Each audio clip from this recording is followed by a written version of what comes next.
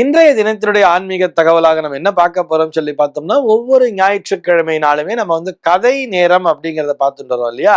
அந்த வரிசையில இன்னைக்கு ஒரு கதையை பார்க்க போறோம். இது கதைன்னு சொல்றதை விட ஒரு நடந்த நிகழ்வு அப்படிங்கிற மாதிரி கூட எடுத்துக்கலாம். இதை நான் முடிக்கும் போது நம்ம அதை விரிவா பார்க்கலாம். அதாவது வாழ்க்கை என்பது, அதாவது இறுதி வரை போராடி பார்க்க வேண்டும் அப்படிங்கிறதுக்காக சொல்றேன். ஏதோ ஒரு துன்பம் வந்துவிட்டது என்பதற்காக துவண்டு விடக்கூடாது. முடிந்தவரை முயற்சித்து பார்க்க வேண்டும் அப்படிங்கிறதுக்காக இந்த நிகழ்வினை சொல்கிறோம். இது போக நம்முடைய வாழ்விலே எப்பொழுது வேண்டுமானாலும் என்ன வேண்டுமானாலும் நடக்கலாம். எது நடந்தாலுமே அது இறைவனின் செயல். இறுதி வரை நம்ம என்ன பண்ணணும் சொன்னா, நம்முடைய தனித்துவத்தை இழக்காமல் முடிந்தவரை முயற்சி செய்ய வேண்டும் அப்படிங்கிறதுக்காகத்தான் இந்த கதையை சொல்றோம். அது ஒரு 2ஆம் உலக போர் நடந்த காலம் என்று அந்த கதையானது துவங்குகிறது. செகண்ட் வேர்ல்டு வார் அப்படிங்கிறது நடந்தது இல்லையா? இந்த செகண்ட் வேர்ல்டு வார்ங்கிறத நம்ம கேள்விப்பட்டிருப்போம். குறிப்பா இந்த ஜப்பான் மேல குண்டு வீசுறாங்க, அதெல்லாம் கூட அதோட அந்த செகண்ட் வேர்ல்டு வாரே முடிவுக்கு வந்திருக்கும். அது முதலிலே துவங்கி நடந்து கொண்டிருந்த காலம். இந்த ரஷ்ய படைகள்லாம் ரொம்ப நிறையவே சண்டை போட்டுட்டு இருந்தா, இது போக ரஷ்யாவின் மீதும் குண்டு வீசி கொண்டிருந்தார்கள். அது மாதிரியான ஒரு காலம்னு வச்சுக்கலாமே. அப்போ அந்த ரஷ்யா நாட்டை சேர்ந்த ஒரு போர் வீரருக்கு தன்னுடைய வீட்டிற்கு போவதற்கான ஒரு விடுமுறை காலம்ங்கிறது கிடைச்சதாம். அதாவது ரொம்ப சண்டை நடந்துட்டு இருக்கும்போது ரொம்ப ஃபைட் பண்ணிட்டே இருக்கா இல்லையா? ஒரு வாரம் மட்டும் வீட்டுக்கு போயிட்டு வரோம், வீட்டுல போய் பொண்டாட்டி பிள்ளைகளை பார்த்துட்டு வரோம் அப்படிங்கிற மாதிரி அவருக்கு ஒரு லீவுங்கிறது கிடைச்சது. சரின்னு சொல்லிட்டு தன்னுடைய ஊருக்கு வரார். தன்னுடைய ஊருக்கு வரும்பொழுது அந்த ஊர்ல அவருடைய வசிப்பிடம், அவருடைய தெருங்கிற ஒரு பகுதி இருக்கும் இல்லையா? அந்த ஒரு நகர் மாதிரின்னு வச்சுக்கலாமே. அங்க வரும்பொழுது பார்த்தா நிறைய ராணுவ வண்டிகள்லாம் நின்றுட்டு இருக்கு, நிறைய பில்டிங்லாம் அப்படியே இடிஞ்சு கிடக்கு. அங்க பார்த்தோம்னா இந்த ராணுவ வண்டிகள்ல நிறைய பிணங்களை எல்லாம் குவியல் குவியலாக ஏற்றி கொண்டிருந்தார்களாம். அதை பார்த்தோன்னே இந்த ரஷ்ய ராணுவ வீரனுக்கு புரிஞ்சு போச்சு. அதாவது நம்முடைய அந்த பகுதியிலே, நம்முடைய குடும்பம் வசித்த பகுதியில கொண்டு எதிரி நாட்டு படையினர் குண்டுகளை வீசி விட்டு சென்றிருக்கிறார்கள்.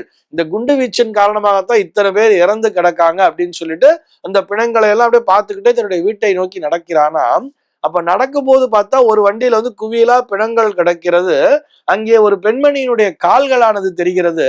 அந்த கால்கள்ல பார்த்தோம்னா ஒரு செருப்பு அணிந்துட்டு இருக்கா அந்த பெண்மணி. இந்த செருப்பை பார்த்த உடனே இவனுக்கு தூக்கி வாரி போடுறது.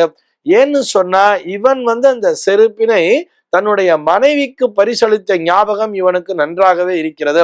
அந்த மனைவி ரொம்ப ஆசைப்பட்டு கேட்ட செருப்பா அது. அந்த செருப்பு அணிந்த 2 கால்களை பார்த்த உடனே இவனுக்கு பயம் வர்றது. அது பிணங்கள் குவியலாக இருந்தா நேரா பக்கத்துல தானே வீடு, நேரா அவசர அவசரமா வீட்டுக்கு ஓடுறான். வீட்டுல ஓடி போய் பார்த்தா அவனுடைய வீடும் சிதிலமடைந்து கிடக்கிறது. அந்த குண்டு வீச்சிலே பாழடைந்து கிடக்கிறது. வீட்டுல யாருமே இல்லை. அதை பார்த்த உடனே ஆஹா, இந்த கால்கள் தன்னுடைய மனைவியினுடையதான் அப்படின்னு சொல்லிட்டு வேக வேகமா ஓடுறான். ஓடி போய் இந்த பிணங்களை எல்லாம் விலக்கி பார்க்கும் பொழுது அது அவனுடைய மனைவியே தான் அப்படிங்கிறத பார்த்த உடனே ரொம்ப ஷாக் ஆயிடுச்சு.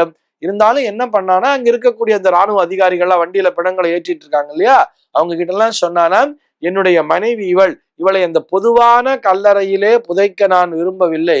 நான் தனியா எடுத்துட்டு போய் என்னுடைய வீடு இருக்கு இல்லையா, இடிஞ்சு போய் கிடக்கு, நான் அங்கேயே என்னுடைய மனைவியை புதைச்சிக்கிறேனே அப்படின்னு சொல்லிட்டு ஒரு ஸ்பெஷல் பர்மிஷனை வாங்கிட்டு தன்னுடைய மனைவியை அந்த பிணத்தை தூக்கினானா. தூக்கும் பொழுதுதான் தெரியறதா, அந்த மனைவியினுடைய உயிரானது ஊசலாடி கொண்டிருக்கிறது.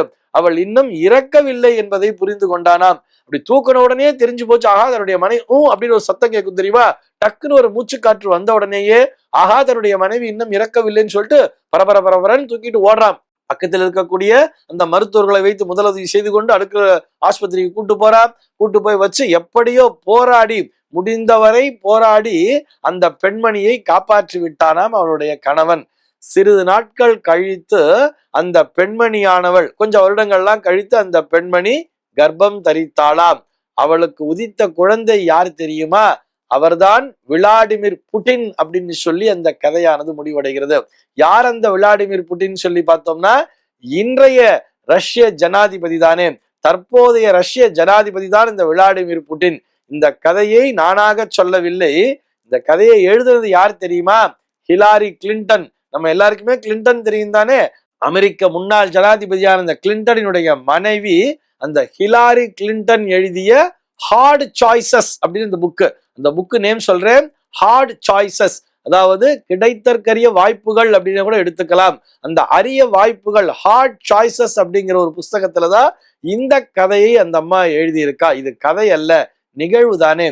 ஆக இது எதை காட்டுகிறதுன்னு சொன்னா, நம்முடைய வாழ்விலே எப்பொழுது வேண்டுமானாலும் எது வேண்டுமானாலும் நடக்கலாம். அப்படியே யோசிச்சு பாருங்களேன், அந்த ரஷ்ய போர் வீரன் மனைவி இறந்துட்டா பணத்தோட பணமா கிடக்கான்னு சொல்லிட்டு பேசாம அப்படியே உட்காந்து அழுதுன்னு இருக்காம, என்னுடைய மனைவியை நானே அடக்கம் செய்கிறேன் அப்படிங்கிற மாதிரி போய் தூக்குறான். அப்படி தூக்கி பார்க்கும்பொழுது அவளுக்கு லேசா உயிர் இருந்தது தெரிஞ்சிடுச்சு. முடிந்தவரை அவளை போராடி காப்பாற்றி கொண்டு வந்ததனால்தான் அந்த அம்மா இன்றைக்கு ஒரு மிகப்பெரிய ஜனாதிபதியையே பிள்ளையாக பெற்றெடுத்திருக்கிறார் அல்லவா. இதையெல்லாம் நான் எதுக்காக சொல்றேன்னு சொன்னா, வாழ்க்கையிலே நமக்கு இது போன்ற ஹார்ட் சாய்ஸஸ் என்பதும் கிடைக்கும். கிடைத்தற்கரிய வாய்ப்புகள் என்பது எந்த நிமிடத்தில் வேண்டுமானால் கிடைக்கலாம். நம்ம ஏதோ ஒரு போராட்டத்தை பார்க்கிறோம், ஒரு சின்ன பிரச்சனை வந்துருதுன்னு சொன்னா அதற்காக துவண்டு விடாமல், இது எவ்வளவு பெரிய பிரச்சனை, அந்த நேரத்துல கூட துவண்டு விடாமல் தன்னால் முடிந்தவரை கடைசி வரை வாழ்க்கையிலே முயற்சித்து கொண்டே இருக்க வேண்டும். எப்பொழுது வேண்டுமானாலும் எது வேண்டுமானாலும் இறைவனினுடைய அருளாலே நடக்கலாம் என்பதற்காகத்தான் இந்த நிகழ்வினை இந்த இடத்திலே பதிவு செய்திருக்கிறேன். இந்த தகவலோடு இன்றைய தினம் நான் உங்களிடமிருந்து விடைபெற்றுக் கொள்கிறேன். மீண்டும் உங்கள் அனைவரையும் நாளைய தினம் ஒரு சுவாரஸ்யமான தகவலோடு சந்திக்கிறேன். எம்பெருமானினுடைய திருவருளினாலே இந்த நாள் உங்கள் அனைவருக்கும் சுப தினமாக அமைவதற்கு வாழ்த்துக்கள்.